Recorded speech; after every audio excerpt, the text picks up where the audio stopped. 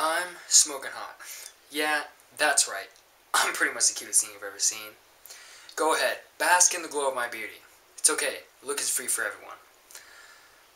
I quickly separated myself from this repulsive individual, fearing that his monstrous head would soon explode, leaving me covered in his disgusting ego ooze that had already begun to run down his face. You know what I'm talking about. The people that strut around with their bombastic inflated heads that are so enlarged, their ego is literally being shoved down your throat.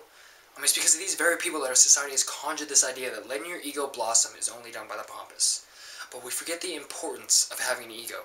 We forget that with a great sense of self-respect comes an unbelievable amount of self-confidence. But self-confidence is more than just self-respect. It's power. It's power to take your hard work, your integrity, your perseverance, shape it into your goals. It's the power to reach for the stars and actually catch one. Self-confidence fuels this fire of desire we are burning in all of us. And the more fuel we add, the brighter and more luminous this fire gets. Starving yourself of this ego, of this fire, is suicide. It chains you down in shackles of defeat and slowly devours every ounce of potential you have until you are forever swallowed by mediocrity.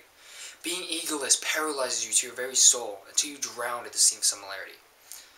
So how do I know so much about this? It's because I've been enslaved by those shackles, drawn helplessly by that very sea, unable to show my true passion for anything in life, because my life was run by this heinous, intangible dictator that brutally murdered every sign of passion and potential I had, till I too was just another face in the crowd. But I stand before you today a new man, emancipated from those shackles, liberated from that dictator, and not just a face, but a vibrant human volcano exploding with life. So obviously, letting your ego blossom and grow is an important part of life. But where does the line get drawn between having honorable pride and being diagnosed with EFS? Egotistical fat head syndrome. Well, it's quite simple actually. People with honorable pride exude this tremendous fervor that combusts in the very core of their being and drives them to do extraordinary things. If you had the chance of watching the 2008 Summer Olympics in Beijing, you know exactly what I'm talking about. Seeing two insane athletes, Michael Phelps and Usain Bolt, seeing their radiant eyes shimmer with the glare of fortitude, seeing the immense swagger in their prideful stride.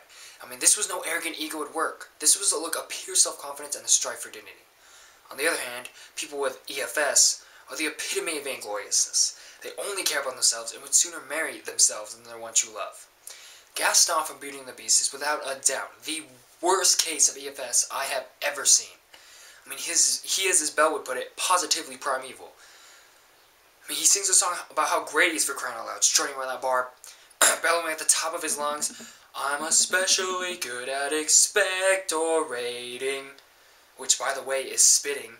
I mean, it's not just the fact that he sings a song about his spitting skills. It's the fact that everything he does is nothing more than devilish actions that lead to personal gain. But let's get real. These last 3 minutes, just as every other minute in time, have gone by. Tick-tock.